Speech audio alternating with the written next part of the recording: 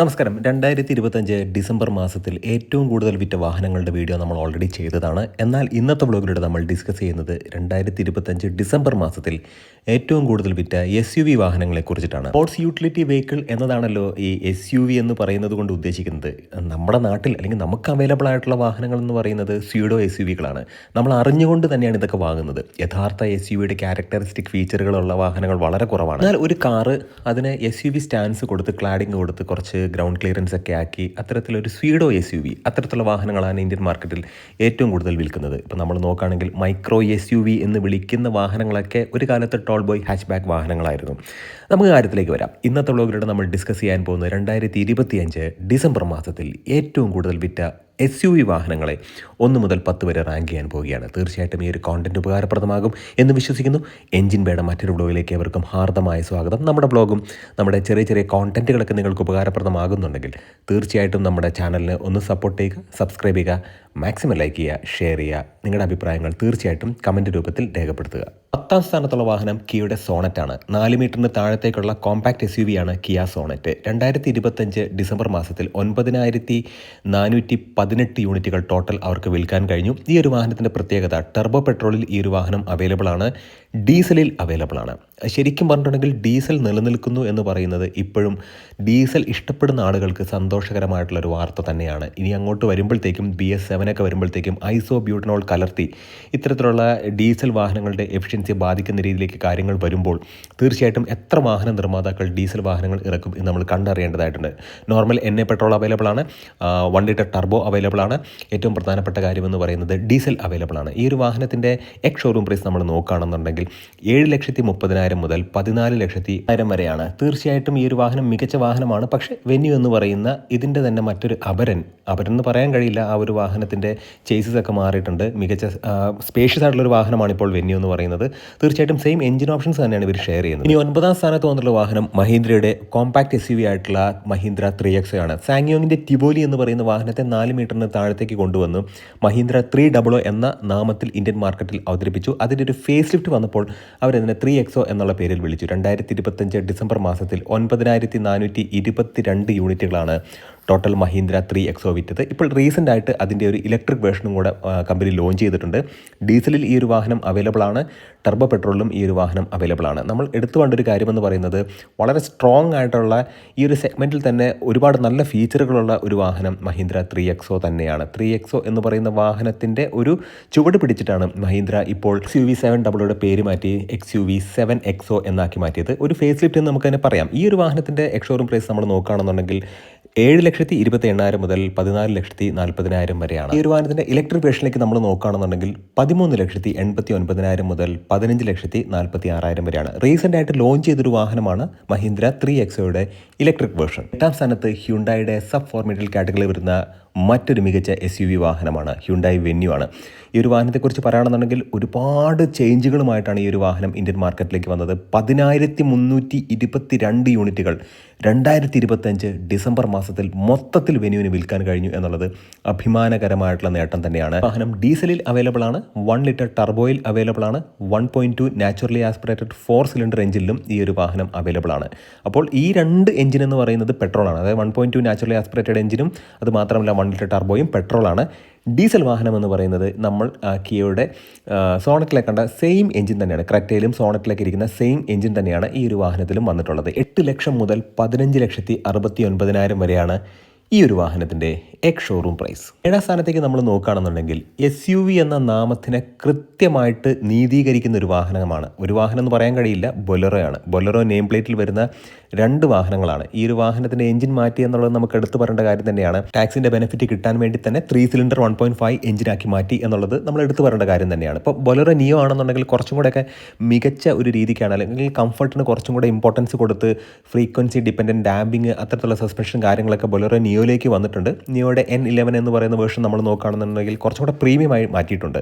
ഇവിടെ ബൊലെറോ നെയിം പ്ലേറ്റിൽ വരുന്ന 2 വാഹനങ്ങൾ ബൊലെറോ നിയോ ഇത് രണ്ടും കൂടെ ചേർത്ത് 2025 ഡിസംബർ മാസത്തിൽ 10,611 യൂണിറ്റുകൾ ടോട്ടൽ അവർക്ക് വിൽക്കാൻ കഴിഞ്ഞു എന്നുള്ളതാണ്. ഇത് ശരിക്കും പറഞ്ഞിട്ടുണ്ടെങ്കിൽ അഭിമാനകരമായിട്ടൊരു നേട്ടം തന്നെയാണ്. ഈ ഒരു വാഹനം ഈ വാഹനങ്ങൾ ഏത് ടെറൈനിലും ഏത് രീതിയിലും നമുക്ക് ഓടിക്കാൻ കഴിയുന്ന വാഹനങ്ങളാണ്. 7,99,000 മുതൽ 9,69,000 വരെയാണ് ബൊലെറോ എന്ന് പറയുന്ന വാഹനത്തിൻ്റെ എക്സ് ഷോറൂം പ്രൈസ്. ഇനി ബൊലെറോ നിയോ എന്ന് പറയുന്ന വാഹനത്തിലേക്ക് നമ്മൾ നോക്കുകയാണെന്നുണ്ടെങ്കിൽ ഈ വാഹനത്തിൻ്റെ വില 8,49,000 മുതൽ 10,49,000 വരെയാണ്. മികച്ച SUV ക്യാരക്ടറിസ്റ്റിക് ഫീച്ചറുകളുള്ള SUV എന്ന് വിളിക്കാൻ കഴിയുന്ന റിയർ വീൽ ഡ്രൈവ് വാഹനങ്ങളാണ് ബൊലെറോയും ബൊലെറോ നിയോയും. എന്നാൽ 6ാം സ്ഥാനത്തേക്ക് വന്ന വാഹനത്തെ കണ്ടപ്പോൾ ശരിക്കും ഞെട്ടി. എല്ലാ തവണയും SUV വാഹനങ്ങളുടെ ലിസ്റ്റ് എടുക്കുമ്പോഴത്തേക്കും ടോപ്പ് 10 വാഹനങ്ങളുടെ ലിസ്റ്റിൽ 1ാം സ്ഥാനത്തോ 2ാം സ്ഥാനത്തോ വരുന്നൊരു വാഹനം, മിക്കവാറും 1ാം സ്ഥാനത്ത് വരുന്നൊരു വാഹനമാണ് ഹ്യുണ്ടായുടെ ക്രെറ്റ. ക്രെറ്റയുടെ കാര്യമെന്ന് പറയുന്നത് ഇപ്രാവശ്യം കുറച്ച് കഷ്ടത്തിലാണ്. കാരണം അവരുടെ വെന്യൂ എന്ന് പറയുന്ന പുതിയൊരു വാഹനം ഇറങ്ങിയപ്പോൾ പല ആളുകളും അതിലേക്ക് ചുവട് മാറ്റി എന്നുള്ളതാണ് യാഥാർത്ഥ്യം.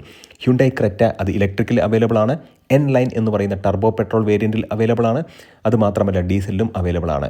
ഈ ഒരു വാഹനം മൊത്തത്തിൽ ഇതെല്ലാം കൂടെ ചേർത്ത് 2025 ഡിസംബർ മാസത്തിൽ 13,154 യൂണിറ്റുകളാണ് ടോട്ടൽ അവർക്ക് വിൽക്കാൻ കഴിഞ്ഞിട്ടുള്ളത്. 10,79,000 മുതൽ 20,20,000 വരെയാണ് ഈ ഒരു മികച്ച പ്രീമിയം ആയിട്ടുള്ള ഒരു മിഡ് സൈസ് SUVയുടെ വില എന്ന് പറയുന്നത്. എന്നാൽ ഇതിൻ്റെ തന്നെ N ലൈൻ എന്ന് പറയുന്ന പെർഫോമൻസ് ഓറിയൻറ്റഡ് ആയിട്ടുള്ള ഒരു വേർഷനുണ്ട്. അതിൻ്റെ വില എന്ന് പറയുന്നത് 17,83,000 മുതൽ 20,09,000 വരെയാണ്.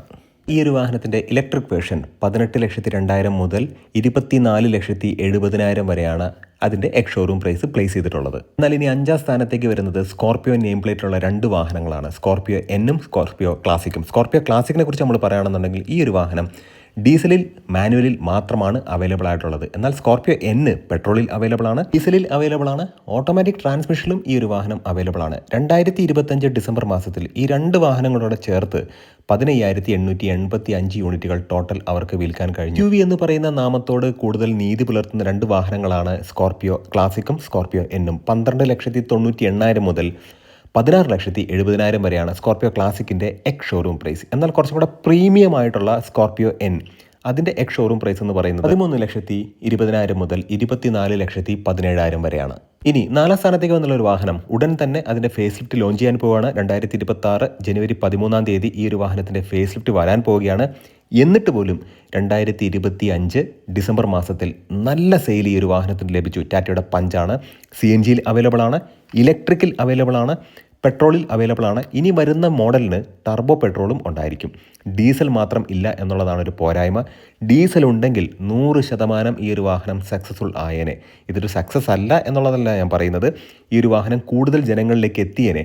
15,980 യൂണിറ്റാണ് 2025 ഡിസംബർ മാസത്തിൽ ടോട്ടൽ പഞ്ചിന് വിൽക്കാൻ കഴിഞ്ഞിട്ടുള്ളത്. ഏറ്റവും പുതിയ വാഹനം വരുമ്പോഴത്തേക്കും അതിൻ്റെ ബുക്കിംഗ് കൂടും, അല്ലെങ്കിൽ ഇനീഷ്യൽ ആയിട്ടുള്ള ബുക്കിംഗ് കാര്യങ്ങളൊക്കെ ആയിട്ട് കമ്പനി വരും. അത് എല്ലാ വാഹന നിർമ്മാതാക്കളും അങ്ങനെയാണ് ഇപ്പോൾ ചെയ്യുന്നത്. മഹീന്ദ്ര തുടങ്ങി വെച്ചൊരു കാര്യമാണ് ഈ ഒരു ഇനീഷ്യൽ ബുക്കിംഗ്. ഇനീഷ്യൽ ബുക്കിംഗ് എന്ന് പറയുന്നത് ഇൻട്രൊഡക്ടറി പ്രൈസ് എന്നുള്ള രീതിക്കാണ് ഞാൻ ഉദ്ദേശിച്ചത്. 5,50,000 മുതൽ 9,30,000 വരെയാണ് ഈ ഒരു വാഹനത്തിൻ്റെ ഉള്ള വേർഷൻ്റെ എക്സ് ഷോറൂം പ്രൈസ്. ഇനി ഒരു വാഹനത്തിൻ്റെ ഇലക്ട്രിക്കിലേക്ക് നമ്മൾ നോക്കുകയാണെന്നുണ്ടെങ്കിൽ 9,99,000 മുതൽ 14,14,000 വരെയാണ് അതിൻ്റെ എക്സ് ഷോറൂം പ്രൈസ്. എന്നാൽ മാരുതി സുസുക്കിയുടെ ബ്രസയാണ് 3ാം സ്ഥാനത്തേക്ക് വന്നിട്ടുള്ളത്. ബ്രസയെക്കുറിച്ച് പറയുകയാണെന്നുണ്ടെങ്കിൽ CNGയിൽ അവൈലബിൾ ആണ്, പെട്രോളിൽ അവൈലബിൾ ആണ്. അതുമാത്രമല്ല ഒരു ഏസിൻ സോഴ്സ്ഡ് ആയിട്ടുള്ള ടോർക്ക് കൺവെർട്ടഡ് ഓട്ടോമാറ്റിക് ട്രാൻസ്മിഷനിൽ ഈ ഒരു വാഹനം അവൈലബിൾ ആണ്. അത് പെട്രോളിൽ മാത്രമാണ് ഇപ്പോൾ മാരുതി സുസുക്കിയുടെ വാഹനങ്ങൾ 2000-ന് ശേഷം അവൈലബിൾ ആയിട്ടുള്ളത്. മാരുതി സുസുക്കിയുടെ എല്ലാ വാഹനങ്ങളും ഇപ്പോൾ പെട്രോളിലാണ് ആയിട്ടുള്ളത്. അതുമാത്രമല്ല അവർക്ക് CNG വാഹനങ്ങളും ഉണ്ട്. 2025 ഡിസംബർ മാസത്തിൽ ബ്രസ 17,704 യൂണിറ്റുകൾ ടോട്ടൽ വിൽക്കാൻ കഴിഞ്ഞു. ശരിക്കും പറഞ്ഞിട്ടുണ്ടെങ്കിൽ ഈ ഒരു സെഗ്മെൻറ്റിൽ തന്നെ നല്ല രീതിക്ക് സെയിലുള്ളൊരു വാഹനമാണ്. ഇപ്പോൾ ഈവൻ ഹ്യുണ്ടായുടെ വെന്യൂ പോലുള്ള വാഹനങ്ങൾ, കിയ സോണറ്റ് പോലുള്ള വാഹനങ്ങളൊക്കെ ആയിട്ട് കമ്പയർ ചെയ്യുമ്പോഴത്തേക്കും ഫീച്ചർ വൈസ് നമ്മൾ നോക്കുകയാണെന്നുണ്ടെങ്കിൽ ബ്രസ പുറകിലാണ്. 1.5 cc നാച്ചുറലി ആസ്പിറേറ്റഡ് 4 സിലിണ്ടർ എഞ്ചിനാണ് ഈ ഒരു വാഹനത്തിലേക്ക് വരുന്നത്. 1.5 cc എന്നല്ല പറയേണ്ടത്, 1.5 ലിറ്റർ എന്നാണ് പറയേണ്ടത്. 1500 cc വാഹനമാണ്. അങ്ങനെ നോക്കുമ്പോഴത്തേക്കും ഇത്രയധികം കോമ്പറ്റീഷൻ ഈ കൊറിയൻ വാഹന നിർമ്മാതാക്കളുടെ സൈഡിൽ നിന്ന് ഉണ്ടായിട്ട് പോലും, ഈവൻ 3XO ഒക്കെ നല്ല മികച്ച വാഹനമാണ്.